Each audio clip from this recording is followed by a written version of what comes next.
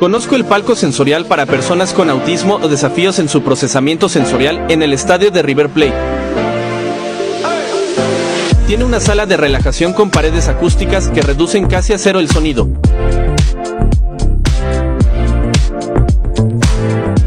Luego, un sector con palcos donde el sonido llega solo a 60 decibelios.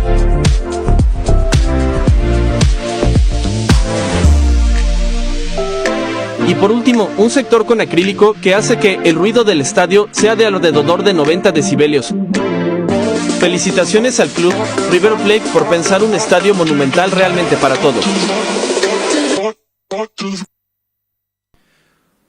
Bueno, ya estamos en comunicación con Edu Sotelo, que recién lo veíamos recorriendo este nuevo espacio en el Estadio Monumental. ¿Cómo estás, Edu? Muy buenos días, te saludamos acá, Ale y Majo. Hola, Ale, Majo. Bien, acá andamos acá en Buenos Aires, lloviznando un poco, pero bien, por suerte bien. Bueno, muchas gracias por atendernos. Disculpá la semana pasada que hubo un malentendido de mi parte, me olvidé de avisarte que se suspendía, casi me mata, Edu. No pasa nada. Y casi lo mato yo. ¿Qué tal, Edu? Sí. Edu, buenos días. Hola, Majo. Bueno, Edu es profesor de educación física para aquellos que no lo conozcan y también se especializa en autismo e inclusión. Bueno, Edu, para... Antes que le hagas la sí. pregunta, el 2 de abril fue el día de concientización, de trabajo de concientización de las personas, ¿no?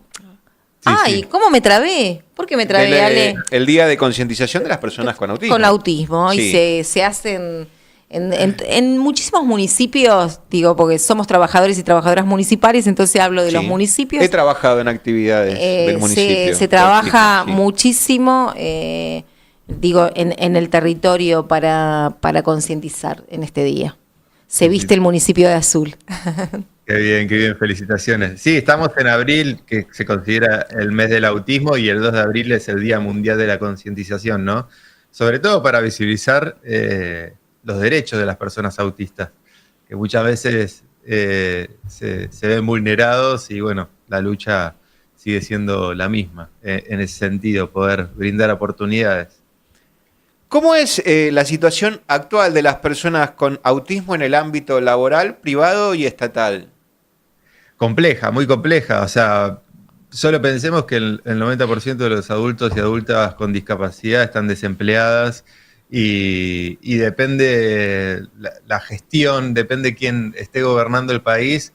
Bueno, el cupo laboral se cumple un poquito más o un poquito menos. Sabiendo que el cupo laboral es un primer paso, un parche, digamos, porque termina obligando a una institución a emplear a una persona con discapacidad, a darle la oportunidad, ¿no? Sobre todo por ese prejuicio de que las personas con discapacidad son menos que nosotros, o no pueden hacer tal o cual cosa, o que no la van a hacer como uno de nosotros sí, cuando en realidad vemos que muchas veces las personas con discapacidad hacen mejor el trabajo que todos nosotros. Pero bueno, es una lucha constante, porque tiene que ver también con un cambio social y cultural de ver al otro en igualdad de condiciones, o por lo menos intentar, a través de las políticas públicas, equiparar esas oportunidades. Sí, que que la discapacidad también no es incapacidad laboral, ¿no? Porque también, Claro. viste, los conceptos de discapacidad e incapacidad laboral pareciera que van de la mano cuando no van de la mano. Sí, lo que sucede es que se termina tomando a la palabra discapacidad de una manera literal, ¿no? O sea, discapacidad, o sea, falta de capacidad. Y en realidad el concepto de discapacidad no pone el foco en que el origen del problema está en la persona. O sea, sí nos encontramos con personas que presentan características desde lo médico que limitan sus posibilidades, pero la discapacidad aparece cuando el contexto no contempla esas realidades, esas características. Yo puedo estar en silla de ruedas y acceder a una institución que es altamente accesible y yo no voy a tener ningún problema. El problema es cuando esa institución no me contempló y en vez de tener una rampa tiene escaleras. La discapacidad situacional, o sea, puede estar o no puede estar, y muchos de nosotros cuando seamos adultos mayores vamos a entrar en situación de discapacidad porque va a haber un montón de instituciones sociales que no contemplen nuestras características. Y esto es muy importante tenerlo en cuenta porque lo que hace es sacar esa idea de que el origen de la discapacidad está en la persona o en las características de la persona y pone el acento que la discapacidad nace cuando el contexto social no me contempla, cuando la escuela o el sistema educativo no me da los apoyos que yo necesito para acceder a la educación, cuando de repente voy a una sala de primeros auxilios o estoy en una internación y no contemplan que como no conozco a nadie y no tengo nadie que a mí me deje tranquilo y soy una persona autista, lo que necesito es que esté mi mamá, mi papá o alguien de referencia, y si no aceptan eso puede terminar todo en una situación catastrófica porque la persona puede levantarse de haber estado sedada, no entender nada y empezar a entrar en una situación de amenaza que puede ser o puede agravar muchísimo la situación. Entonces, tiene que ver con eso y es importante también tenerlo en cuenta, ¿no? Porque eso también rompe un montón de prejuicios que tenemos y es fundamental, porque la mayor barrera con la que nos encontramos es la desinformación y el desconocimiento, ¿no? Claro, vos ahí usaste el concepto que es el concepto social que escuchamos mucho, son las barreras que la misma sociedad pone o tiene que superar para que las personas puedan, ¿no?, integrarse, ¿sí? Y ser parte de una sociedad que si nos quedamos sino clavados en ese concepto, seríamos en cierto momento de la vida todas personas con discapacidad.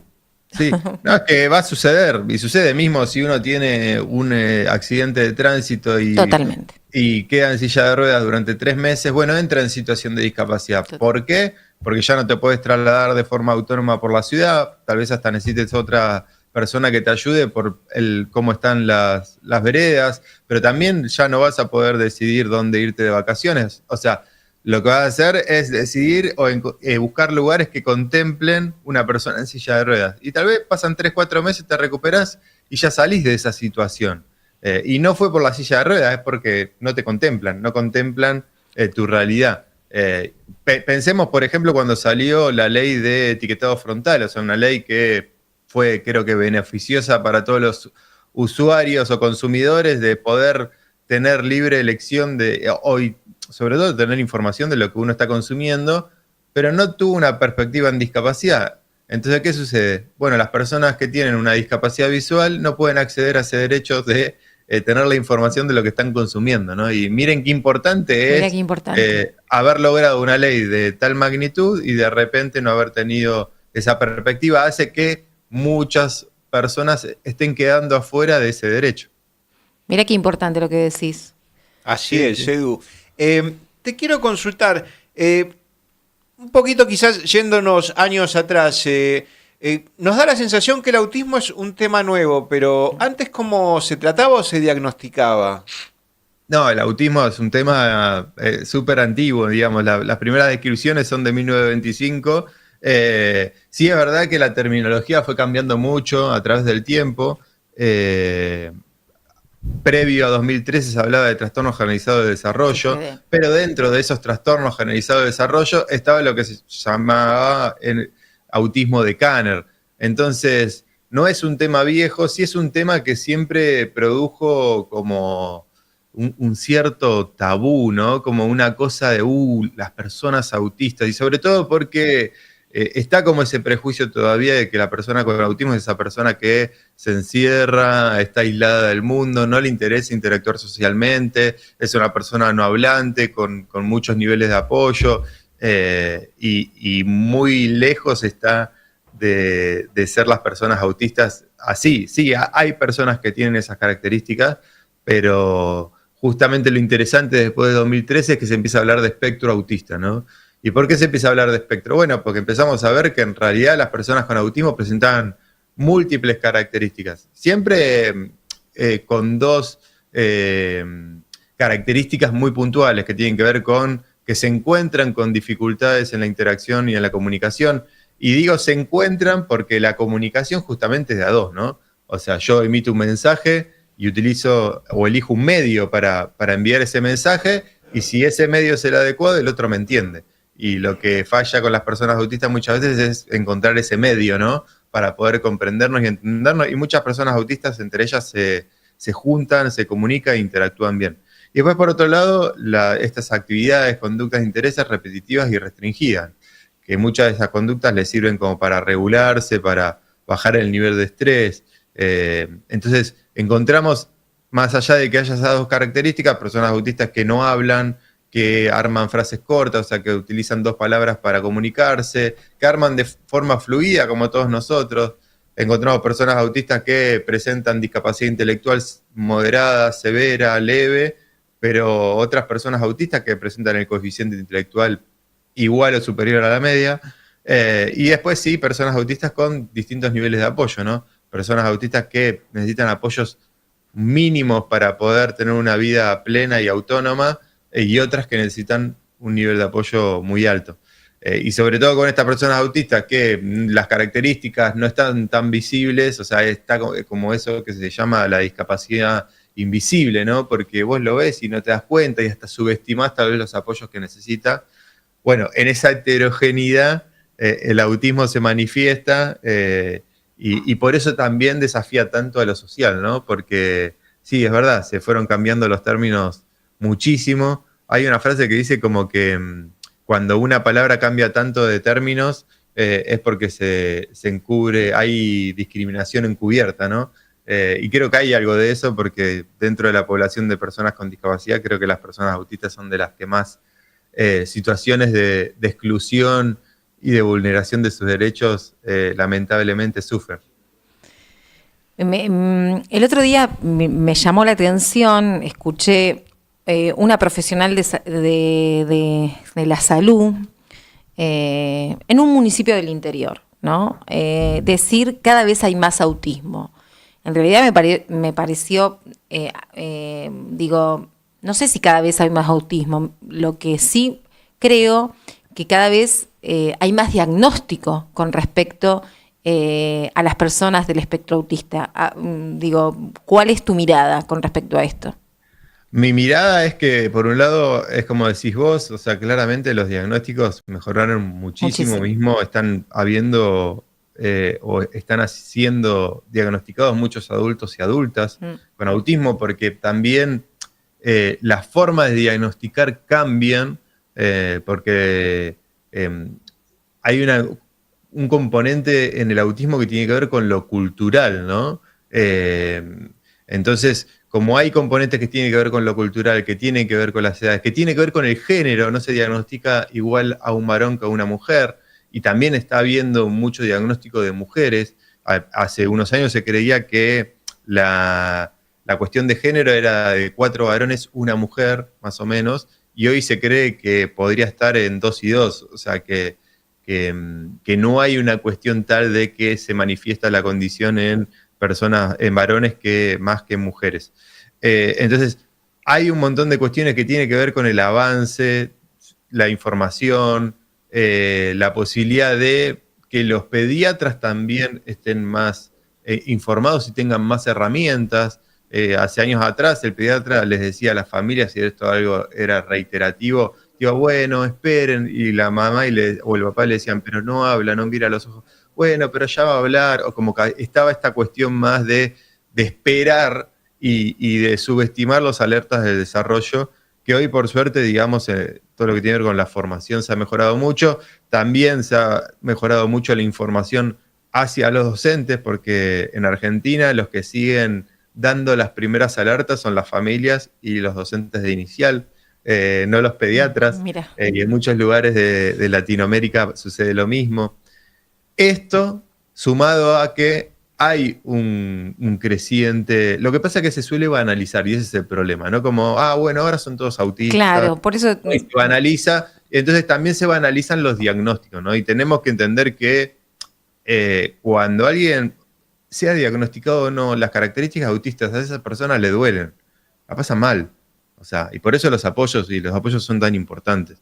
Pero no me querías desviar de esto de que sí, es verdad que hay una creciente, en realidad hay un creciente diagnóstico. O hay una creciente presencia y aumento del porcentaje de los que comúnmente llamamos trastornos del neurodesarrollo. Eso lo vimos muy marcado en la pandemia, muchos chicos con retraso en el lenguaje, con desafíos en su conducta, en la regulación emocional, o sea, un montón de cuestiones que tienen que ver con distintos factores, ¿no? Que no tienen que ver solamente con el papá o la mamá, sino con el contexto en el que vivimos, con que cada vez comemos peor, con que cada vez dormimos peor, con que cada vez hacemos menos actividad física, y todo eso, que cada vez hay más pantallas, el estrés de que papá y mamá tienen que salir a laburar y ahora en vez de laburar 6 o 8 horas necesitan laburar 12 porque la alimentación, cómo se impacta eso en el recurso económico que vos tengas, también en la calidad de la alimentación que vos vayas a tener. Múltiples factores que lamentablemente hoy a nivel mundial estamos viviendo, y eso también favorece un poco estos índices también tan altos, en este caso con el autismo. Vos hablaste ahí de la alimentación y hay, a ver, yo he leído algún informe o algún algo, me acuerdo en página 12 me parece que leí de una relación del autismo y la alimentación y de que hay algunos tratamientos de alimentación con respecto a el espectro autista. ¿Qué mirada tenés con respecto a esto? O sea, la mirada que te decía anteriormente, o sea, a veces lo que sucede es que se venden como curas. O sea, las familias están desesperadas y hay tanta desinformación que muchas veces es como la dieta que cura el autismo. Sí, hay estudios de desarrollo cognitivo que lo que dicen es esto que te comentaba. O sea, es muy, pero muy importante en el desarrollo cognitivo de todos nosotros un montón de cuestiones, pero la base, la que tiene que estar toda la vida, es tener una buena alimentación, una buena calidad del sueño y una buena calidad en el ejercicio físico, ¿no? Que el ejercicio físico no es cansarse, el ejercicio físico es encontrar la actividad física que a vos te dé placer, que te guste realizar, porque no es lo mismo de repente cuando se te rompe el auto o el colectivo y tenés que caminar 20 cuadras que cuando vos elegís ir a una clase de danza, de yoga, de stretching o lo que fuese. O sea, es muy distinta la situación y de lo que nosotros percibimos de esa situación.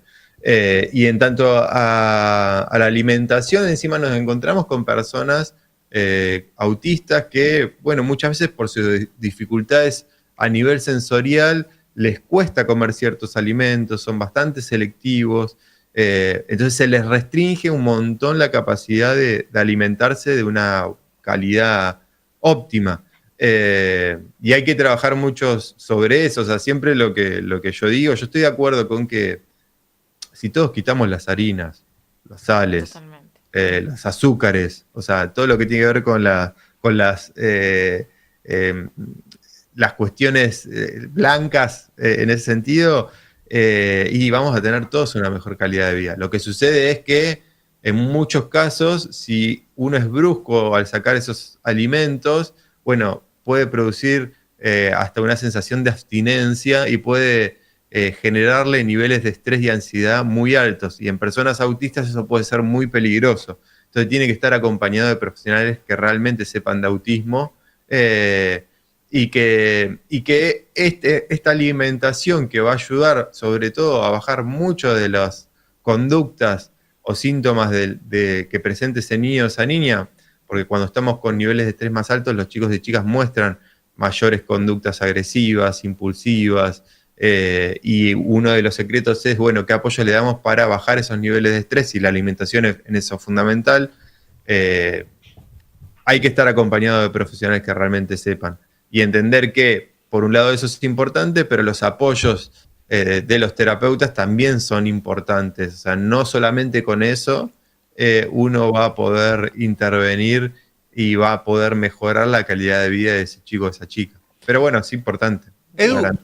te consulto porque no sé si esto es un rumor de internet que hay de cierto, pero escuché muchas veces padres que se niegan a vacunar a sus hijos justamente por temor a que, digamos, formen parte luego con algún tipo de trastorno del espectro autista. Sí, eso es algo que ya se desestimó hace muchos años. Mismo, si no me equivoco, el profesional que publicó estos trabajos científicos que hablaban de las vacunas y demás, está condenado, pero bueno, esos rumores persisten, o sea, están. La teoría de la madre heladera, que la madre que no es afectiva con su hijo termina produciendo el autismo, está, y lo vimos hace muy poquito, no sé si fue el 1 de abril o unos días antes del 2 de abril, que salió una profesional hablando de esa teoría en Infobae, y bueno, fue altamente repudiada y tuvieron que modificar la nota. Lamentablemente esas ideas están también porque es una realidad que muchas familias la pasan muy mal con sus hijos, ¿no? Y los ven sufrir un montón. Y a veces necesitan encontrarle una causa a eso. ¿Por qué sucedió eso? Con esto no niego que haya sistemas inmunológicos, o sea, haya chicos y chicas que tengan sistemas inmunológicos endebles, que las vacunas le produzcan algún trastorno del neurodesarrollo, porque eso puede suceder. Pero no tiene que ver solo con las vacunas, sino con que hay un sistema inmune que no está detectado, que lo que termina haciendo es produciéndole algo contrario a lo que quieren las vacunas. Pero no tiene que ver con eso. Sí, es verdad que los que les comentaba, vivimos en niveles de estrés muy altos, ¿no? Y esos niveles de estrés, en principio, lo que terminan haciendo es generar malestar corporal. Y ese malestar corporal, si el nivel de estrés sigue siendo muy alto, bueno, terminan en enfermedades, ¿no? Vemos también cómo la población, en los niveles altos de cáncer y de un montón de... Sí, totalmente. Eso no es casualidad, tiene que ver con cómo vivimos, ¿no? Entonces, hay cuestiones que impactan y que pueden llegar a producir lo que se llaman las características autistas, y en eso yo no cierro, digamos, nada. Puede haber que en algunos casos eso suceda, pero no es así. O sea, si no, todos tendríamos que tener autismo, o los niveles tendrían que ser súper altos, y la verdad que las vacunas han ayudado un montón a la humanidad desde un montón de aspectos. Pero bueno, es complejo porque también es lo que te decía, ¿no? Las familias están como queriendo encontrar el qué, el cómo. Y muchas veces cuando pasa con la alimentación, ¿no? Que de repente cambian la alimentación, los chicos mejoran, y la alimentación cambió el autismo. Y es difícil porque en general esas dietas las empieza a hacer cuando los chicos tienen 3, 4, 5 años, que en general es en el momento donde los chicos empiezan a decir sus primeras palabras, que esas primeras palabras ayudan muchísimo también a la regulación y a bajar el nivel de estrés de ese chico cuando aprende a comunicarse. Entonces, bueno, son las terapias, es el propio desarrollo del niño, es la dieta, es muy difícil poder...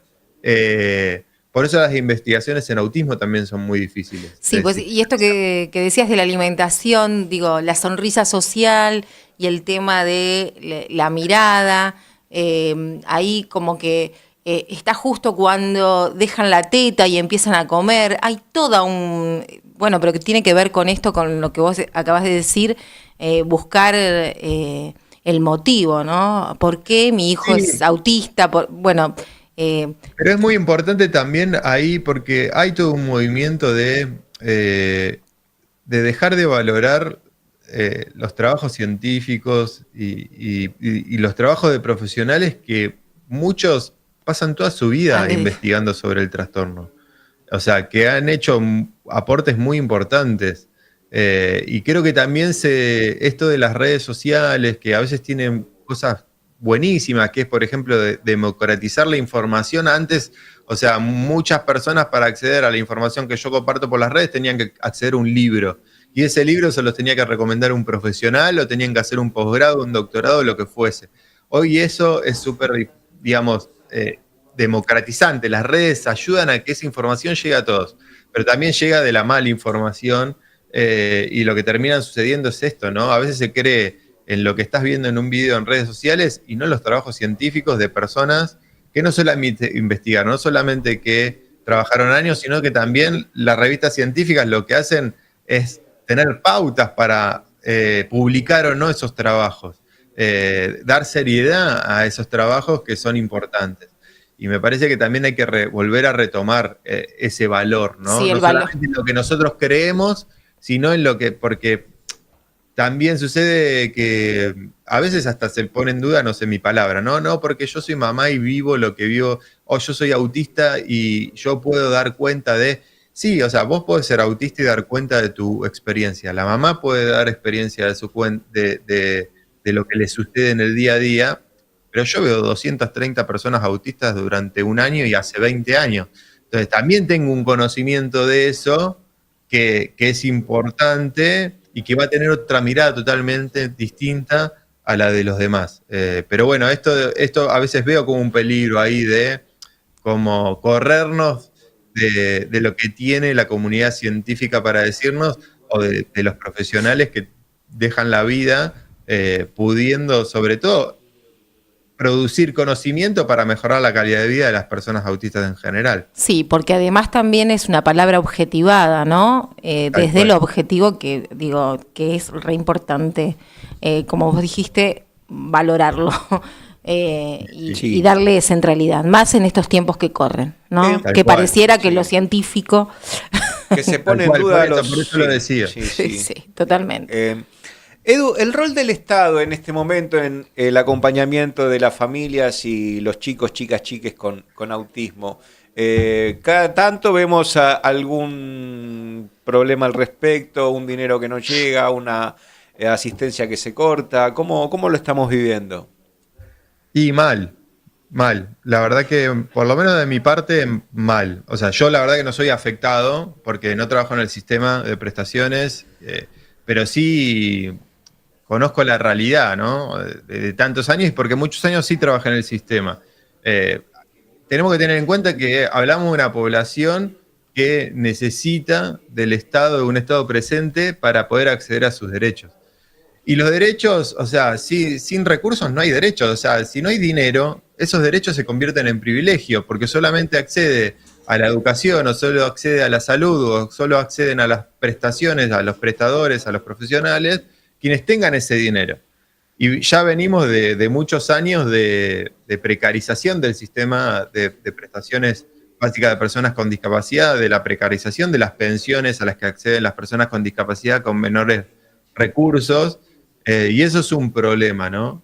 Es un problema que no comenzó ahora, sino comenzó ya hace 8 años atrás, donde se aplicaron las mismas políticas de Estado que estamos viviendo en este momento, y donde básicamente se está licuando ese dinero que le brinda a la persona con discapacidad o a su familia para que puedan acceder a las prestaciones.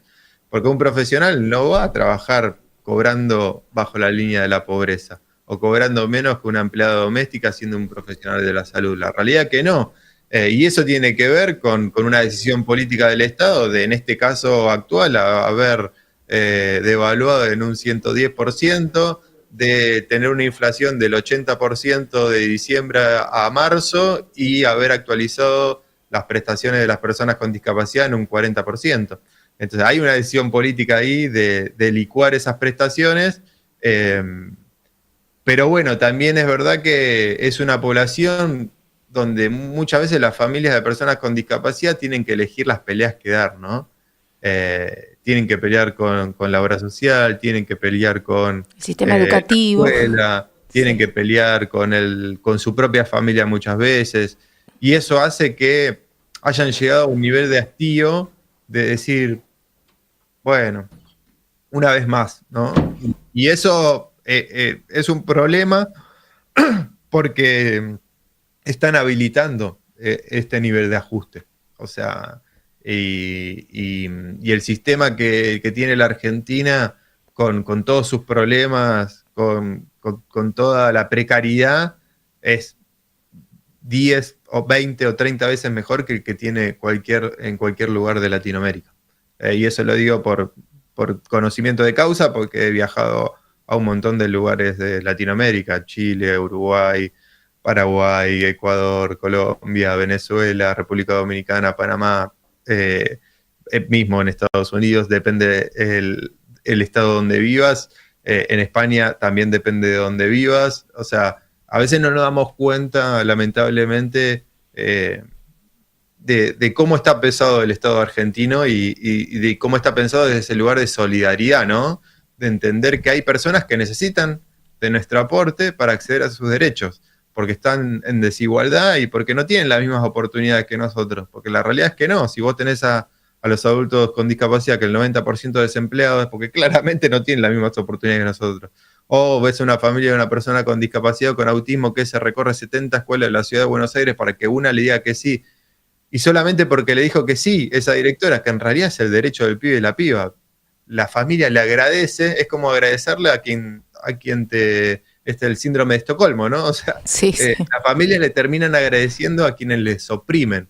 Y eso es terrible. Entonces también hay que entender un poco la realidad de las familias de a veces también por qué está todo tan callado ante una situación tan extrema, ¿no? Porque corre riesgo el sistema. En este mismo ha habido más de 300 despidos en Andís, que la Agencia Nacional de Discapacidad, que eso también es un logro de las familias y de las personas con discapacidad, de la lucha histórica en Argentina, que en 2017 el Estado argentino haya aceptado hacer una agencia, ¿no? Que es poco, sí, pero antes no estaba.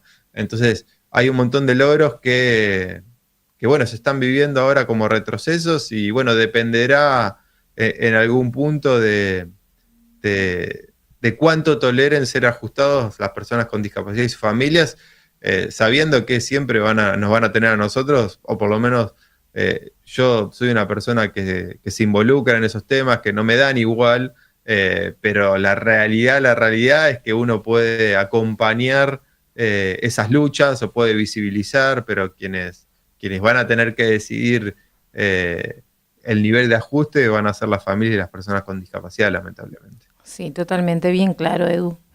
Bueno, Edu, te agradecemos muchísimo este contacto.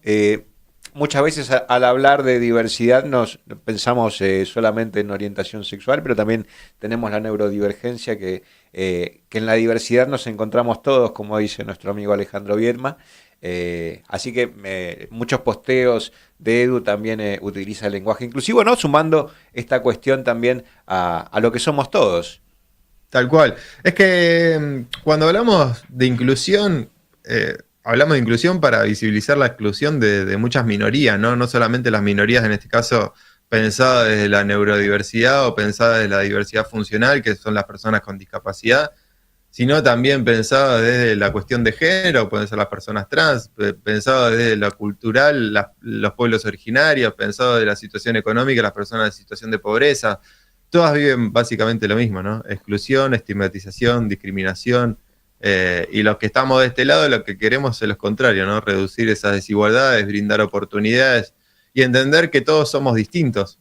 Todos tuvimos situaciones distintas, oportunidades distintas, realidades de crianza distintas, y es muy importante visibilizarlo, sobre todo en un momento histórico donde hay toda una idea supremacista frente al otro, y de creer que si el otro no piensa como vos, no actúa como vos, puede ser descartado.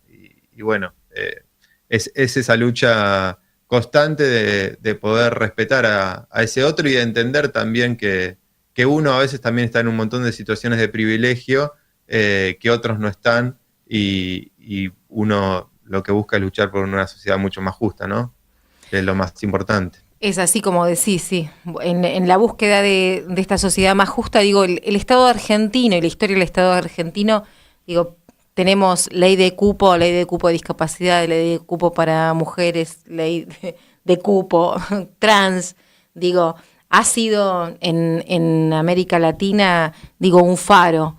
Y vemos hoy cómo está siendo bastardeada la política pública y ese caudal también de legislación que tenemos gracias a la lucha, ¿sí?, de diferentes sectores y de diferentes minorías. Pero bueno, de esto digo, se trata también nuestro trabajo, nuestra militancia, nosotros desde el sindicalismo municipal, vos desde tu actividad profesional, y así es la vida, y vamos a seguir luchando y nadie nos va a sacar la energía por seguir construyendo una sociedad más justa y más igualitaria. Me parece que eso es lo que hoy tiene que prevalecer a todo lo que tenemos enfrente. Tal cual, y ser inteligentes también, ¿no? En el sentido de que la realidad que mismo a muchos, ese acceso que tenemos nosotros naturalizado a muchos derechos, hay muchas personas en la Argentina que no acceden, y no acceden hace muchos años, ¿no? Sí, sí. Y entonces también por eso es importante esa comprensión del otro. A mí, de lo más lindo que me da viajar por todo el país y capacitar docentes, es conocer a las personas y conocer sus realidades.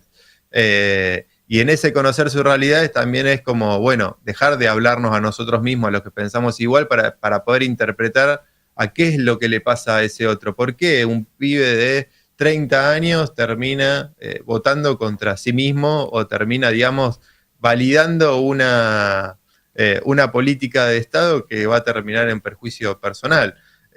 Y ahí me parece como es importante esto, poder comprender a ese otro también para poder hablarle a ese otro. Digo, yo entiendo por qué muchas familias de repente eligieron otra opción o pensaron que podía haber otra alternativa. Que era evidente lo que iba a suceder, y sí, yo ya sabía lo que iba a suceder, pero bueno, es cuestión de acompañar a esas personas y de que entiendan, en definitiva. Ayer tenía una conversación con un amigo y él me decía que él, digamos, por ejemplo, no es ni peronista ni nada, yo tampoco, pero bueno, nada, pero él me decía algo muy interesante, que es cuando te pones a hablar con las personas tranquilos y te empiezan a describir el mundo que quieren o la sociedad que pretenden, son todos peronistas. Y digo, porque hay algo ahí de la justicia social, hay algo ahí del Estado presente, hay algo ahí, digamos, en donde todos estamos de acuerdo. Pero bueno, hay que seguir luchando por ese mundo más justo, ¿no? Que es importante y que en definitiva para luchar con o construir ese mundo más justo también hay que entender la realidad de cada uno de nosotros y no sesgarnos solamente en lo que nos pasa. No, seguro. Compartimos el análisis, Edu. Así es. Bueno, Edu, muchas gracias. ¿Hay algo más que quisieras agregar? ¿Algo que no hayamos mencionado?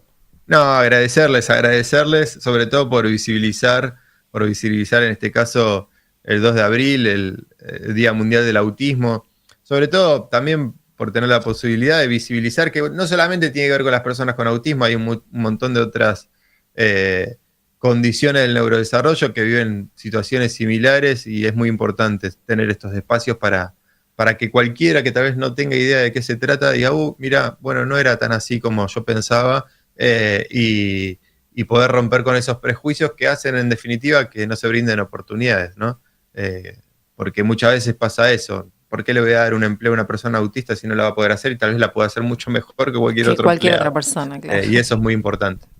Bueno, para seguirte en redes, @edu_sotelo, podemos ver muchos consejos, muchos tips que sube Edu para tratar con personas con autismo, para comunicarnos, para jugar. Me quedé pensando en esto de la capacitación también, que viajas por toda la Argentina para capacitar docentes, para capacitar también dónde por ahí se te puede contactar para una capacitación, en algún municipio, en algún sindicato también podría ser, ¿no? Sí, mira, en sindicatos estuve poco, en municipios, bueno, el año pasado... Somos trabajadores. Ahora vengo el estado estuve en el municipio de Ceres, ahí en realidad es la gobernación de Ceres, ahí en el norte de Santa Fe. Pero bueno, el año pasado estuve trabajando con muchos municipios y demás. En mis redes sociales, @edu_sotelo, ahí me escriben.